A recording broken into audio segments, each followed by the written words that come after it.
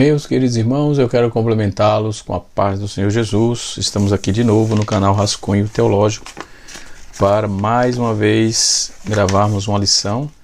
E a lição de hoje estamos falando sobre os ofícios de Cristo. E a lição de hoje é o sacerdócio de Cristo. Cristo, o sacerdote. Nós vamos verificar direitinho o que é o sacerdócio no Antigo Testamento, como isto era visto, como era tratado. Então nós vamos estar trabalhando essa proposta, ok? Com certeza vai ser de grande valia para nós outros. E assim vamos nós. Então estaremos tratando agora sobre os ofícios de Cristo. Ou seja, na lição passada nós falamos sobre o Cristo, o profeta.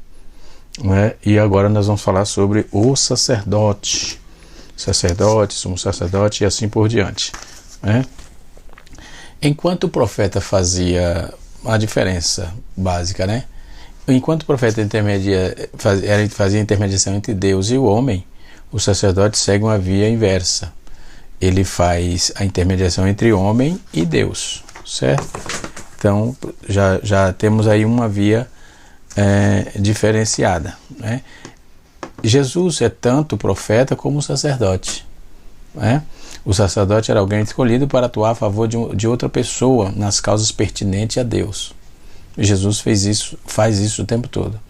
Competia ao sacerdote apresentar-se a Deus, portanto, sempre algum sacrifício trazido pela pessoa que representava a necessidade do sacerdócio decorria do fato de que ninguém podia apresentar-se a Deus santo, porque o pecado não apenas separava, mas também distanciava o homem de Deus, a tal ponto que ele nem sequer podia ouvi-lo. Mas as vossas iniquidades faz divisão entre vós e vosso Deus, é o que está escrito em Isaías 59:2.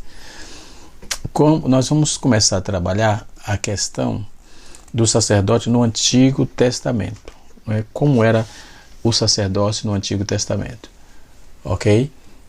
A Bíblia diz que Jesus é o sumo sacerdote, conforme o escritor aos Hebreus, por exemplo, ele aborda diretamente esse tema, destacando a superioridade do sacerdócio de Cristo em sua epístola. Portanto, ele recorre à figura verotestamentária de Melquisedeque. Desta forma, ele faz a exposição mostrando que Cristo é o sumo sacerdote segundo a ordem de Melquisedeque. Então, Jesus é o sumo sacerdote de uma ordem superior.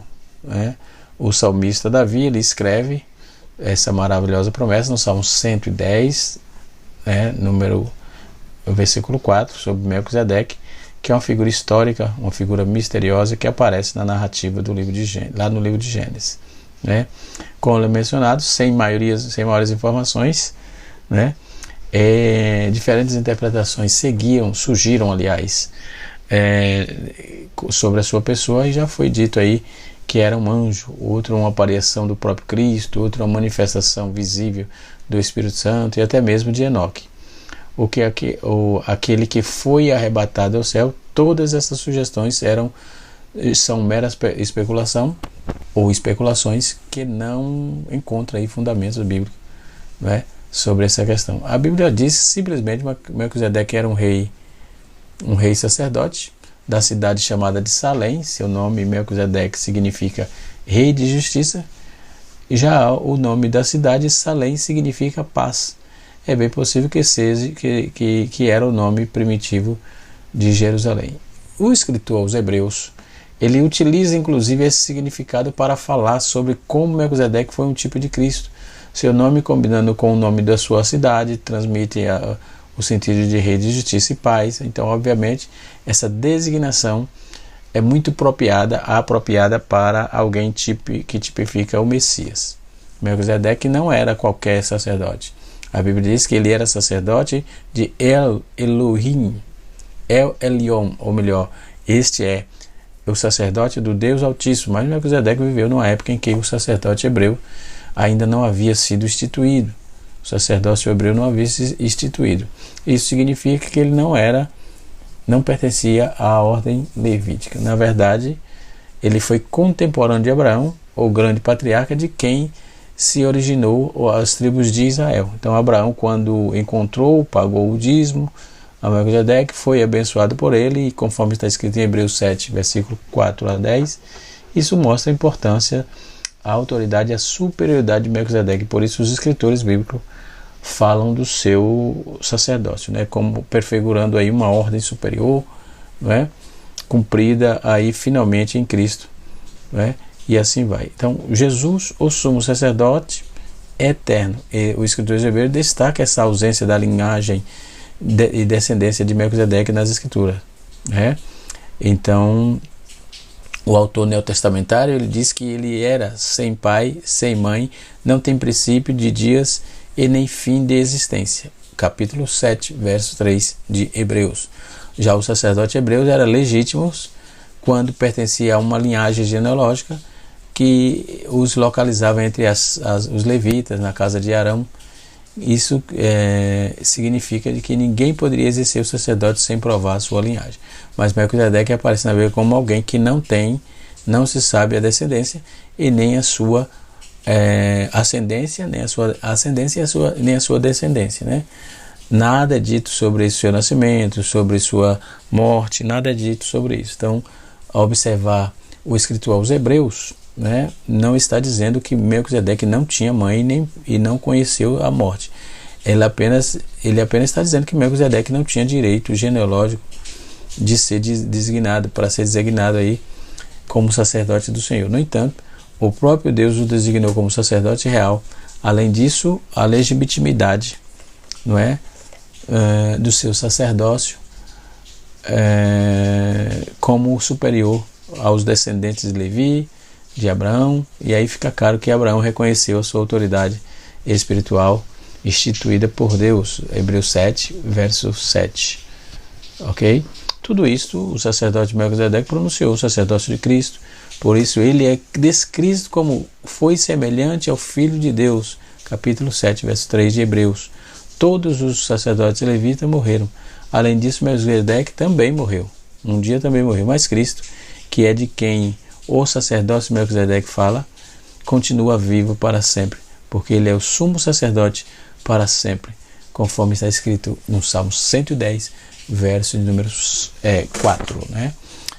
E assim sucessivamente. Então Jesus, ele que traz a esperança da aliança, essa esperança superior do sacerdócio, né? Então vamos lá. Os sacerdotes no Antigo Testamento, vamos observar aqui que para compreender mais o ofício de Jesus, precisamos recorrer aí à doutrina do sacerdócio vigente no Antigo Testamento, né? Quais as exigências, quais as atribuições para o exercício do ministério? Lembrando que a nossa matéria é Cristologia, tá? E estamos aí já no quinto vídeo, se não me foge da memória, tá certo? No Antigo Pacto, ninguém ousava dirigir-se diretamente a Deus em busca de perdão ou qualquer graça parecida. Precisava dirigir-se a um sacerdote no templo, não é? Levando consigo um sacrifício para expiação do pecado e outro para o holocausto, ou seja, uma para a expiação, perdão dos pecados, e outro para a consagração, que era o holocausto. Então, era sempre os dois. No Novo Pacto, a morte de Jesus, cada crente ocupa aí o seu lugar, uma função de sacerdote em si mesmo, tendo ousadia para entrar no Santo dos Santos, no Santo dos Santos Celestial em nome de Jesus e ocupar a função de sumo sacerdote, que ocupa a função de sumo sacerdote da nossa confissão. Hebreus 10, versículo 19. Então notem, alunos, irmãos, que esse sacerdócio de Cristo, ele é consolidado, ele é não só vaticinado, mas ele só veio cumprir todo esses rituais do sacerdócio, né? Mas ele já estava previamente aprovado, previamente credenciado, e assim sucessivamente. Então não se pode compreender o ofício do sacerdote aplicando a Cristo, senão com base no Antigo Testamento, porque é lá então que estão os templos, os sacrifícios, os sacerdotes, o templo e os sacrifícios, E o sacerdote era a figura dos verdadeiros sacerdotes. Quem era o verdadeiro sacerdote? Cristo, né? Ele tinha que pertencer à tribo de Levi, as funções sacerdotais, as ordens sacerdotais e a ordem de Cristo. O sacerdócio, ele teve início em Arão, com Arão, irmão de Moisés, e por ele ser levita, tornou-se obrigatório que todo o sacerdote pertencesse à tribo de Levi. A tribo de Levi não teria direito, né? Não teria direito, deixa eu ver aqui, não teria direito à terra, como as demais tribos, né? Porque não a sua vocação é estabelecida por Deus, mas não era cultivar. Foi Deus só queria que eles fizessem o seu ofício de sacerdotes. Lucas capítulo 10, verso 31 a 32. Então havia tríplice divisão dos sacerdotes, né? O sumo sacerdote, o sacerdote e o levita. Então, para estar tudo completo, tinha que ter essa tríade, né? Sacerdote, sumo sacerdote, sacerdote e o levita. Quais eram as funções sacerdotais no templo, né? Os sacerdotes cuidavam do templo, eles cuidavam das coisas pertinentes ao templo, né? Tudo aquilo que relacionava ao sagrado, os sacerdotes deviam, né, manter acesa a alma do altar, a chama do altar, limpar as cinzas do altar, oferecer sacrifício pela manhã e pela tarde, espargir sangue sobre o altar do sacrifício, acender a lâmpada, acender o incenso e preparar a mesa dos pães. Era essa a função dos levitas. Quando vamos para Levítico capítulo 6, verso 9 e 12, Levítico 6, 10 e 11, Êxodo 29, versículo 39, e Levítico 7, verso 2, e Êxodo 27, versículo 20 e 21, e Êxodo 30, versículo 7, e Levítico 24, versículo 5 a 9. As ordens sacerdotais, como eram? Quando Davi, avançado em idade já, transferiu o trono do seu filho Salomão, contou com todos os sacerdotes e levitas, né, com a idade superior a 30 anos. Então, o número deles chegaram a 38.000. Desses, escolheu 24 para supervisionar os trabalhos do templo, 6.000 para os oficiais e juízes, e 4.000 para guardarem as portas, e 4.000 para o serviço musical. Então, depois, ele constatou que dentre os filhos de Arão havia 16 chefes de casas sacerdotais descendentes de Eleazar e 8 chefes de casas descendentes de Itamar. Ele repartiu o sacerdote em turnos de 24 ordens e 24 ordens específicas para dar a oportunidade de trabalho a todos. Então, nós temos também a ordem de Cristo. Segundo o autor de Hebreus, Jesus, o sumo sacerdote, pertencia à ordem de Melquisedeque. Não existia essa ordem na lista acima. Porém, o autor sagrado encontrou o respaldo profético nas Escrituras, né, para o sacerdócio de Jesus. Então, na ordem de um sacerdote misterioso, que é chamado Rei de Justiça, que era no caso de Melquisedeque, e para quem o patriarca deu o dízimo, e jurou não se arrependerá, tu és sacerdote segundo a ordem de Melquisedeque. Nenhum ser humano tem noção da distância entre separação do seu Criador. Não havia nada capaz de proporcionar aí qualquer aproximação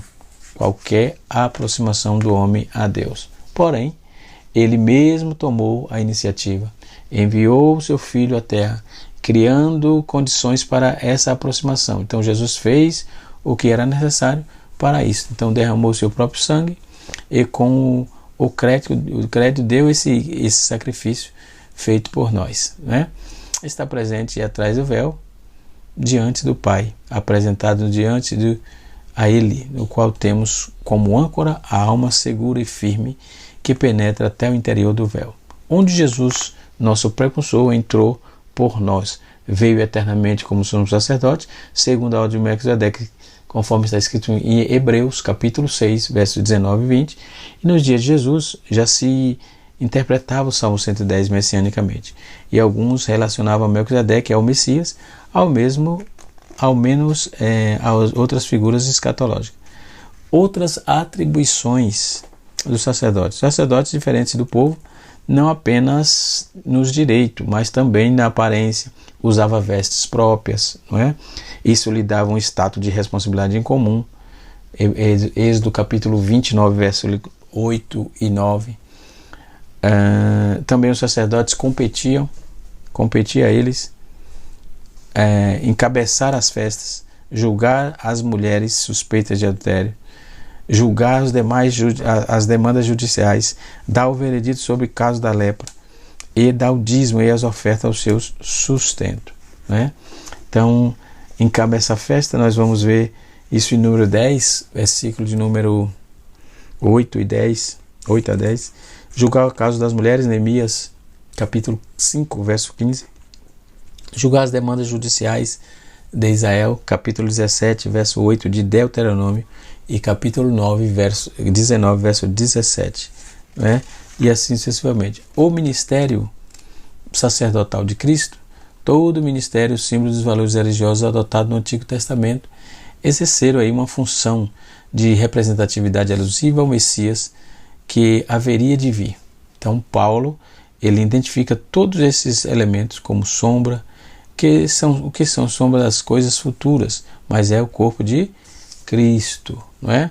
Então a Epístola aos Hebreus trata como nenhum outro livro do Novo Testamento sobre o sacerdócio de Cristo. E nesta carta o autor fala com naturalidade de algo que os seus leitores conheciam bem, né? Por serem hebreus, estavam acostumados com o assunto, né? Mas que quem sabe hoje que é de fato um sumo sacerdote. A Igreja Católica insiste em chamar seus paróquios de sacerdote por denominar-se a Igreja. A Igreja Católica deveria aplicar aí o termo adequado no caso de presbítero ou pastor e não de sacerdote ou vigário. Ao líder, por exemplo, a sua congregação, ou paróquia, né? E assim sucessivamente. Na Reforma Protestante, ocorrida em 31 de outubro de 1517, resgatou o uso do termo cada cristão exercia um sacerdócio individual. E Jesus Cristo, um sacerdócio, de acordo com os ensinamentos bíblicos. A Igreja Católica Romana rejeitou a reforma de Martinho Lutero, excomungando-o, porém a partir dele nasceu o protestantismo, do qual nós evangélicos do mundo que todos descendemos, né? Então Hebreus oferece aí um ensinamento claro e seguro acerca do sacerdócio de Cristo, Então a leitura de Hebreus torna mais completa quando se compreende essa doutrina, a doutrina do sacerdócio de Cristo, conforme é ensinado na Torá, e vemos isso no capítulo 4, verso 14 e o capítulo 5, verso 6 de Hebreus, né? Parte dos pressupostos que os leitores também sabem o significado do sumo sacerdote, de véu e de confissão, de companheirismo, né? De dons e sacrifício. Então a intenção do autor é demonstrar aí esse status de sumo sacerdote na pessoa de Cristo, visto que tanto a oferta como a sua ousadia, né, em ultrapassar o véu dos superiores, quer na qualidade, quer por serem atos definitivos. Então, o sacerdócio de Cristo, ele cumpriu cabalmente, ele cumpriu completamente, não deixou resquício, não deixou nenhuma margem, não é? Não deixou nenhuma margem. Isso é importante notar. Ele, o Cristo, não deixou nenhuma margem. O sacerdócio, ofício ao mesmo tempo, sacerdote e o sacrifício ao mesmo tempo. Jesus consumiu ou assumiu todas as funções conhecidas no Antigo Testamento, porque todas apontavam para ele. Por isso que ele assumiu, né? Ele é ao mesmo tempo o sacerdote, aquele que ofereceu o sacrifício, e o Cristo, e o próprio sacrifício, aliás, aquele que é morto. Por isso foi apresentado publicamente como Cordeiro de Deus que tira o pecado do mundo, ok? E é muito interessante notar isso aí, certo? Depois nós temos o sacrifício perfeito, né? Jesus ofereceu um sacrifício perfeito por nós. Sacrifício oferecido no passado era de animais. Porque é impossível que o sangue do touro, ou dos bodes, ou dos pecados se repartam, se repetia. Cristo ofereceu a si mesmo, ao seu sacrifício. Ele foi definitivo, né? E abrangente ao mundo todo. Então a doutrina, maneira necessária dos séculos, uma vez se manifesta para aniquilar o pecado pelo sacrifício de si mesmo, ok? Então depois nós temos o sacerdote, que existe uma função de intercessor. O sacerdote é intercessor, é bom que se diga, o sacerdote exerce a função de intercessor do pecado junto a Deus, depois que foi os céus, e que esta atividade continua, né? Essa atividade continua de Jesus por nós. Então, portanto, todos podem saber aí salvar perfeitamente o que eles chamam de Deus, né? E assim sucessivamente. Jesus, como intercessor, é também chamado de Paracleto, ou advogado. Como intercessor também é considerado assim.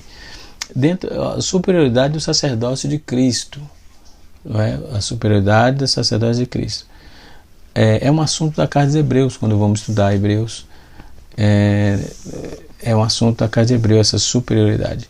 Ele é superior aos anjos, é superior ao sacerdote, é superior ao sacrifício superior do ano passado, ele é superior superior a Moisés, ele é superior ao templo, e mais sublime que os céus, né? Ele é mais sublime que o céu. Então, o que dá superioridade ao seu sacerdote? A função sacerdotal não teria significado algum se Jesus comparecesse diante de Deus de mão vazia. Como ministro religioso, o sacerdote não podia gozar de alguns privilégios, né? Privilégios perante o homem, mas que o que regalia aí de comparecer aí a pertencer a Deus. Então era o sacrifício, até mesmo para oferecer sacrifício pelos outros. Então o sacerdote precisava oferecer o sacrifício por seus próprios pecados, afinal era homem também, o que levava Jesus à posição de sacerdote superior. Por isso é chamado de sumo sacerdote, ok? Então é a qualidade de seu sacrifício a Deus, perfeito, completo e definitivo, conforme está escrito em Hebreus capítulo 10, verso 11 e 12. Depois nós temos também o sacerdote sensível. Houve um tempo na história de Israel que os sacerdotes eram insensível. Quem se lembra de Ofni, Finéias, filho de Eli? Podemos ir por eles, né? Dentro dessa visão. Então, embora o sacerdote, filho do sumo sacerdote e juiz, o texto diz que ele não conhecia Deus, que eles não conheciam Deus, e que tiravam do sacrifício para si a maior porção do que determina a lei. Então ele usurpava o altar, o altar do sacrifício. Então não se importava aí, eles não tinham importância com isso, não é? Com a pessoa que trazia a sua oferta. Não era assim que o sacerdote, por lei, deveria agir. O sacerdote era um ofício que exigia não apenas o uso da razão, não é? mas também do coração. Então o sacerdote participava do espírito compungindo com o qual o pecador se arrependia, trazia sua oferta. Foi exatamente assim que Jesus se apresentou diante de Deus por nós, quebrantado, totalmente solidário à nossa causa, e até hoje ele se compadece de nós, das nossas fraquezas. Isto é o que a Bíblia afirma sobre as palavras-chave, mas isso é o compadecimento, né? Porque não temos aí um sumo sacerdote que possa compadecer das nossas fraquezas, porém como nós, tudo foi tentado, mas sem pecar. Entendeu? Essa palavra quer dizer ternura. Né? Essa ternura pode comparecer eternamente dos ignorantes errados, pois além mesmo de estar rodeado de fraquezas, né, o sumo sacerdote não tem como característica de intolerância e ódio. Né? Isso é bom que se diga e é uma parte muito importante dessa questão do sacerdote. Sumo sacerdócio da nossa confissão. Jesus é um sacerdote, não é um sacerdote qualquer, mas um sumo sacerdote da nossa confissão. O termo sumo quer dizer superior. Não é? Havia essa função no templo. Os sacerdotes exerciam a tarefa diária, já o sumo sacerdote entrava no lugar, não é? Mais secreto, mais sagrado do templo, o que era o Santo dos Santos. O Santo dos Santos, e por uma vez por ano, né? No dia do Yom Kippur. Então esse era o dia do sacrifício anual, no qual se oferecia um sacrifício por toda a nação. Né? O papel do sumo sacerdote qual é?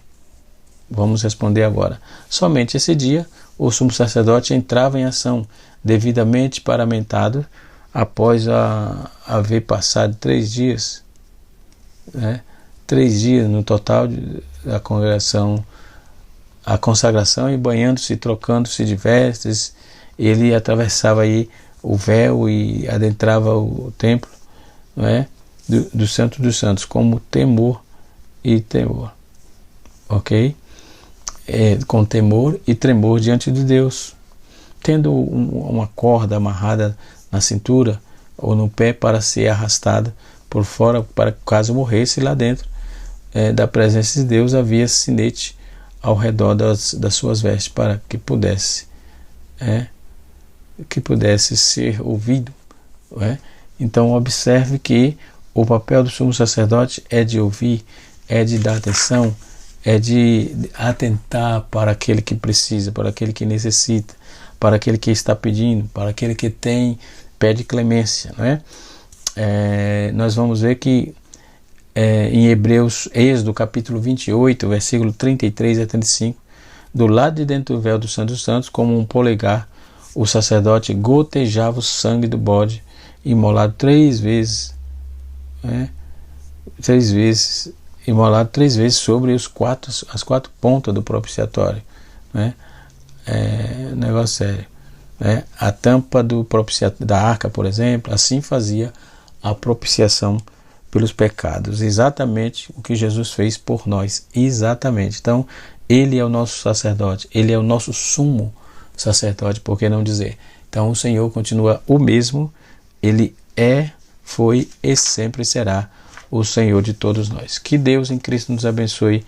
Mais uma aula aí do canal Rascunho Teológico. Você que ainda não é inscrito, está passando aqui pela primeira vez, se inscreva no canal, deixa o seu joinha, dá uma moralzinha para nós aí, para o canal crescer, faça seus comentários, suas perguntas, caso queira, estou aqui para responder as suas inquirições. Na próxima aula estaremos falando também sobre o ofício de Cristo, que é Jesus como Rei. Estaremos tratando isso aí, Jesus o Rei, ok? Deus abençoe e até a próxima aula, se Deus assim nos permitir. Canal Rascunho da IBD, ensinando para transformar vidas.